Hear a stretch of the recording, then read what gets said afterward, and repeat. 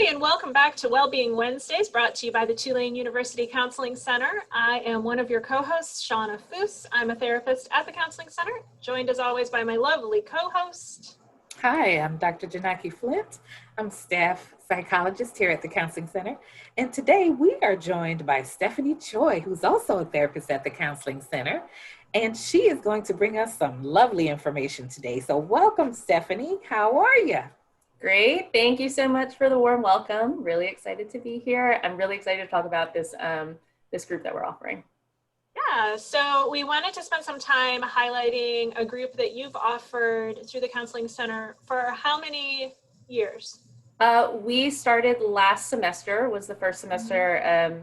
Is it that we did it? No, maybe it was a spring semester. Yeah, it was a spring semester for sure. So this group is called Stress and Anxiety Toolkit. And even though we've been offering it for a while, it's set up a little bit differently than the other groups that we've historically offered at the Counseling Center. And so, yeah, I just want to kind of have a chance to talk a little bit about it because it is very different.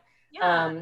So the group is called Stress and Anxiety Toolkit because it's really focused on giving students kind of tangible, easily implementable strategies for managing stress and anxiety.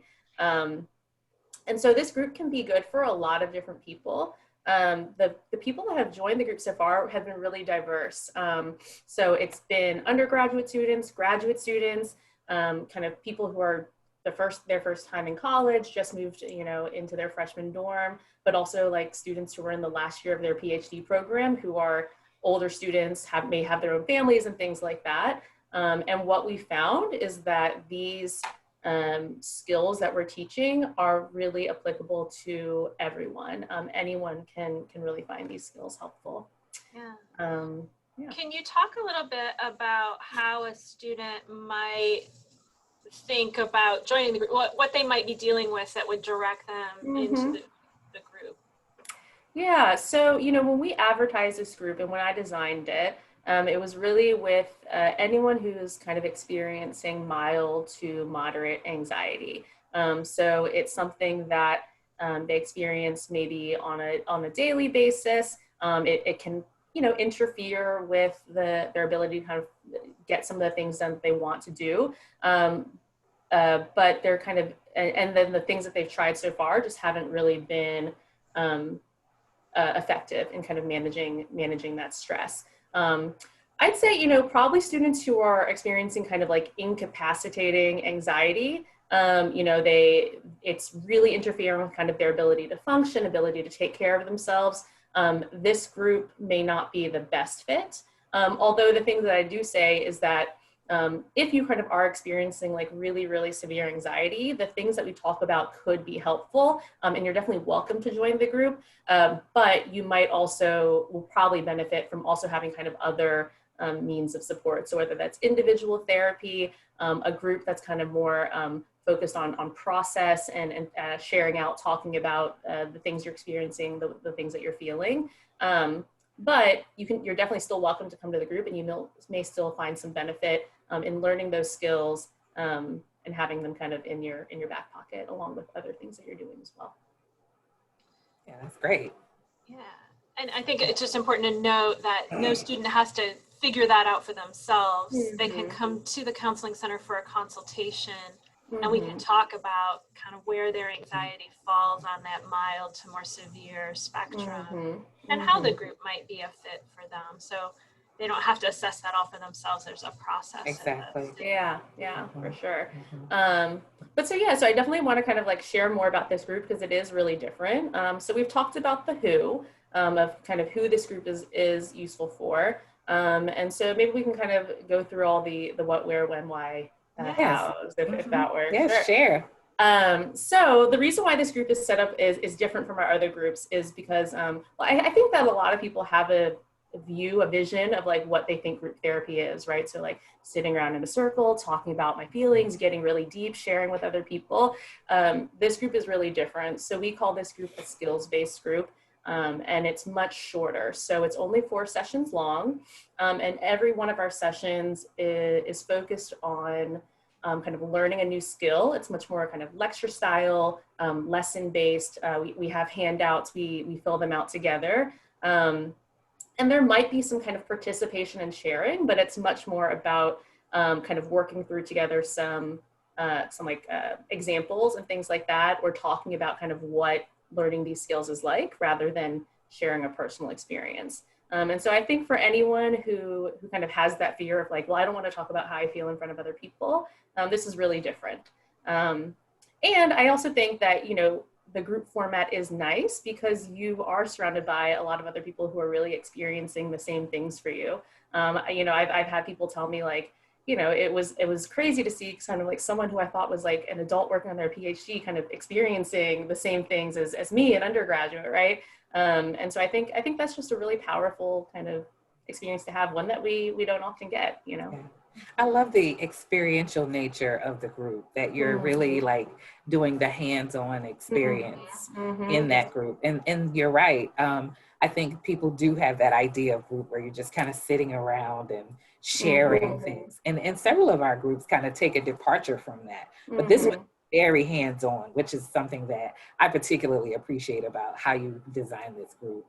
And I saw also that you talked about using a CBT approach. Can you talk a little bit about what that approach looks like? Yeah. So when I was designing this this group and our kind of curriculum, I immediately thought of kind of like, was trying to think of what are the best strategies that people can kind of start to use immediately. And so one approach that is an evidence-based intervention, there's been a ton of research done on it, on its efficacy, is called CBT, which is cognitive behavioral therapy. And it can be used for a lot of different things, but one of the things that it's often used for is anxiety. And so CBT, cognitive behavioral therapy, focuses on the connection between our thoughts, which is the C, the cognitive part, the things that we're doing, our actions and our behaviors, which is the B, behavioral, and then how that makes us feel, which is the therapy part or the feelings part, right? And so what CBT, the basic idea, and I could go on and on about this because I'm really passionate about CBT, the way that we think about this is that the things that we're doing and the things that we're thinking and the ways that we're feeling are all interconnected. So the way that I think about something is going to affect the actions that I take and the way that I feel. The way that I feel about something is going to affect the way I think about things or the things that I'm doing. And then the things that I do can affect the things I think and the things that I feel, right? And so what we often find is that sometimes, even though we're feeling badly, the ways that we're thinking about things or the things that we're doing are kind of unintentionally reinforcing the way that we feel, right? So a classic example that I always use is like, if you see a dog, right? And so a lot of people love dogs, but if you are scared of dogs and you see a dog, the thing that you'll probably do is what? Like, what do you, if you see a dog and you're scared? Run. You're going to run away, right? And so even though that kind of in the moment alleviates that fear, I'm getting farther away, I'm keeping myself safe, it's actually reinforcing that fear because you're never kind of giving yourself an experience to maybe pet a dog that's really nice, right? And you're also teaching your body and teaching your mind that like, yeah, a dog is something you have to be scared of, right? And so what CBT can be really useful for is it gives you a framework and tools to kind of examine the relationship between your thoughts, your feelings, and your actions, and then figuring out, you know, do they make sense? And then if they don't, how can I change them to kind of get to myself to a better place that I want to be in? But like I said, I could go on, and I do. That was a great explanation. Yeah. That was great. Thank you. Thank you for sharing it too. It's so important because, you know, to let students know, and especially for the purposes of this, you know, what is that when we talk about these things? And you beautifully articulated that model. I'm thinking about joining that group myself. Yeah, and you know, go ahead. Well, as I say, it's just like, it's a really powerful tool. I've seen it work for just so many different people. It can be really transformative in just like the way you approach your life. Yeah, I was going to say that it really demystifies some of what happens in therapy in general, where so often what happens is we're just trying to bring an automated pattern or response that happens over and over for you into your awareness so that we can help you develop some way to interact with it differently. And in CBT, you choose, you kind of come at it from the thoughts or the behaviors or the emotion, right? You pick kind of which angle you want to work on it from. Really demystifies, I think, some of the way we do therapy. Yeah, I think the experiential nature demystifies it too, because you're actually putting your hands on it as opposed to sitting and listening and trying to figure out, okay, what does this mean? You can actually see it in real time. You can take it home. You can, you know, you can actually do these things, and you can continue it long after the 4 weeks is over, like, you know, the 4 sessions are over. So yeah, that's great work, Stephanie. Yeah. Thanks. One other piece I really like about it is that there are the handouts, and you have this really like concrete tool that you get to take away from each group meeting. Yeah.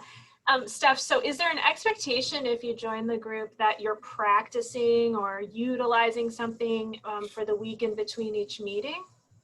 Yeah, I mean, so I've never been a therapist that's big on homework, especially working with students that have a lot of homework, but definitely there are suggested exercises and practices to take into the next week. We do like to come back the week after and kind of reflect on how some of those things went, for sure. Yeah. Yeah, I'm with you on that homework. People are like, no, I get enough homework. You know, that being said, though, the thing I always say is like, you're going to get out of it what you put into it, right? And this group really is kind of like going to like an exercise class, you know, so it's like, it's going to be good while you're there. You know, you're probably going to learn some things, but to get like the real benefit of it is like you're probably doing some exercises in the week between, right? Like you're not going to see real changes if the only time you're doing this is you know, the once a week when you come to an exercise class.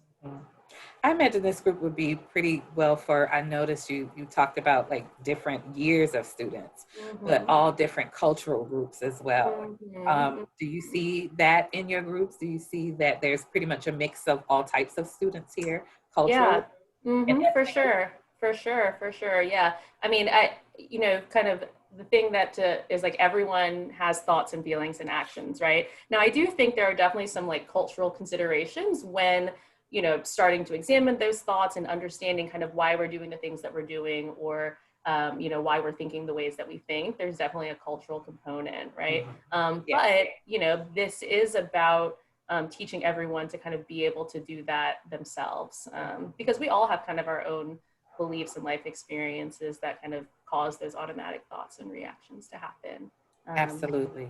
Yeah, and I think that actually reminded me of a really good point, which is, you know, for someone who kind of does this, sometimes because these are like, we've been living with these like same kind of thoughts and behavior patterns for so long, it's really hard for us to kind of take a step back and see it differently, right? It's like, no, this is a rational thought, you know, even if it's not that helpful. And so sometimes for students, I do recommend, like, you know, you've done this group and you kind of have the foundation, but it might still be really beneficial for you to do a couple, you know, individual therapy sessions. And something I always offer, and some students have taken me up on it, is like kind of to do a couple follow-ups, you know, either after the group or even in between sessions, you know, if there is kind of a sticking point there of like, you know, I'm doing all these things, but I can't get out of this thought loop, this behavior pattern. I'm happy to kind of do some follow-ups and kind of try and work through some sticky points with them to see if we can get them somewhere, you know, a little more healthy, a little more useful.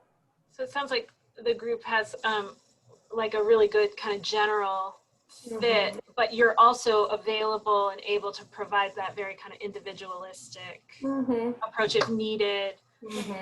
Or students who are already in individual therapy can also go back to their therapist and talk through some of these things. Yeah, I've definitely experienced that. I'm sure you have too, Jinaki. Yeah, that's what makes this the powerful, is the ability to have groups. They're an excellent adjunct to therapy. They're an excellent gateway to therapy, you know, and an excellent space if you don't need therapy, but you just need a place to gain some basic skill for how to manage, you know, while you're in this place. There's a lot of anxiety that shows up on campus, you know, a lot is expected of our students, you know, to achieve. And it's natural that the body's going to have a reaction to that. And so having a place to go where they can actually learn these skills is pretty powerful. Mm-hmm. Yeah, especially given all we've dealt with in the past year with everything that's happening. Mm-hmm. You know, Yes. I think we should offer stress and anxiety toolkit to every single person in our community so that we all get a refresher on how to manage all of this stress we're experiencing. Yeah. So I mean, the reason why we kind of set up this format for the group, kind of this like 4-session quick hit, is because we were noticing that a lot of the students coming in for consultations were feeling a lot of stress, but you know, maybe didn't necessarily want to or have the time for or even really need kind of full-on individual therapy. They could really gain a lot of benefit from this, like, you know, kind of quick hits anxiety boot camp. And we have found that a lot of students kind of just, you know, finish 4 sessions and they're like, yeah, I feel a lot more prepared to kind of handle the anxiety in my life. That provides autonomy too, that experiential piece. Mm-hmm. It's different when you feel like you have your own hand in helping yourself. Mm-hmm. Right? So there's so many things that I could speak about that's powerful about that experiential piece. I love it. Steph, have you ever found that you've had a member come through the group and want to return and do it again? Actually, no, I haven't had a repeat yet. Maybe it just worked really well. I don't know. That could be a good thing. What would be the response if a student said, oh, I did the group last semester, but I would really like a refresher and like to come back through? That would be appropriate, yeah?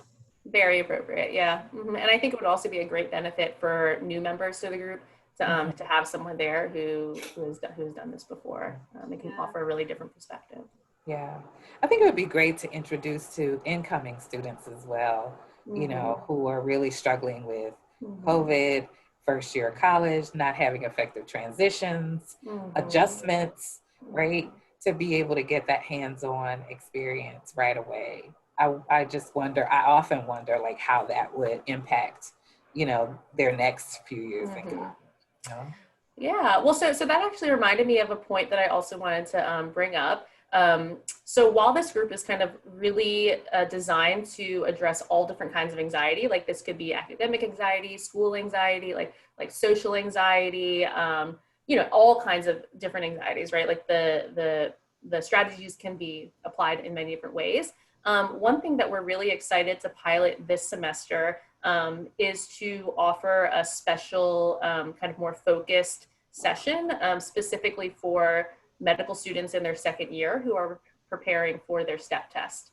So I think, you know, one thing that we want to try out is like, you know, we notice a lot of students very, you know, understandably have a lot of stress around this big exam, right? And so we're like, and are coming in and seeking kind of services and support from the counseling center. And so we thought, what if we could offer this toolkit, but it, you know, kind of using specific examples related to their experience of preparing for this test. So we'll be trying that out, and kind of based on how that goes, possibly, you know, starting that for other things around campus that we noticed kind of could use the extra support.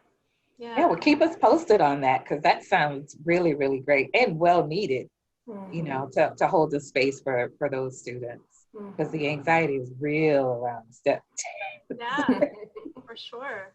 Yeah, and that piloted group is scheduled to begin actually on the day that this episode is going to air, February 3rd. Oh, yay! So if you're watching this episode and wondering if you can still get in on that, you can absolutely contact me or staff, and we'll figure something out if you've missed that first session of group. I guess that's an important thing to kind of say in general, staff. What if a student has missed the first session and wants to get in on the second session? What would be the thought on that? Yeah, well, so I would say the group, since it is only 4 sessions long and it moves at a pretty quick pace, if you do miss a session, it's hard, and all the content builds on each other. So if you do miss a session, it is kind of hard to jump in. And so ideally you'd be able to sign up knowing that you can make it to all 4 sessions, but obviously life happens and sometimes people have to miss. And so as long as you're kind of able to come in, but, you know, meet with me on Zoom and try and make up the session kind of before the next one starts, that's totally fine. And I'm able to do that. And what I find is when you're meeting one-on-one instead of in the group, we can kind of get through it faster. So I've been able to kind of accommodate students when life things happen. But yeah, you know, it's only 4 sessions long. If you miss one, you've missed 25% of it. Yeah. True. So but then you have different sections of it too, right? So yeah, so I'll be offering it 3 times this semester, once in February, once in March, and once in April. They're on different days and times, but you can kind of see when those are. I guess the easiest way is to maybe just go on the Counseling Center website if you're interested to learn more about which dates might work best for you. Awesome. And the main way for a student, though, to be entered into the group is to come through the Counseling Center for an individual consultation appointment, right? Yeah, well, so if a student's already has already come to the Counseling Center before, then no extra kind of screen or meeting is required. All you need to do is, if you're seeing a therapist currently, just let them know that you'll want to be in the group. They'll let me know and I'll add you onto the list, or just call the front desk. And so if you've never been to the Counseling Center before, you will need to set up kind of a quick consultation with me just to fill out the paperwork and things like that. But yeah, pretty much if you want to be in the group, you can be in the group. There's no like size limit because it is kind of more classroom style, so we're not really worried about that. I always say, you know, I think Zoom can accommodate like 100 people. So if 100 people want to join, that's great. I would love to have you. You know, the more the You would hold the world, the 100, 2-day record. Yeah, that's really great. That's an important note too, that for now this group is being held via Zoom. So if students aren't on campus, you can participate really from anywhere. I know that I've had students who are on the North Shore at the Primate Center or at other campus locations, being able to come into group via Zoom has been really accessible for them. Yep. Is there anything else you feel like we need to put out there before we segue to just how to find us? No, I mean, if you want me to talk about CBT for another 2 to 3 hours, I can do that, but maybe I'll spare you. That's another. Well, thank you so much, Steph, for coming and talking about this group. It's really a great group, and I hope that you get 200 people. Thank you. Thanks for the opportunity. I really appreciate it. Just to remind everyone who's watching, the Uptown Counseling Center clinic is located in the Diebold complex on the 1st floor. The entrance is right across from the Riley Center. And the hours that the clinic is open is Monday through Wednesday until 7 p.m. and on Fridays until 5. So reach out to us anytime during those hours.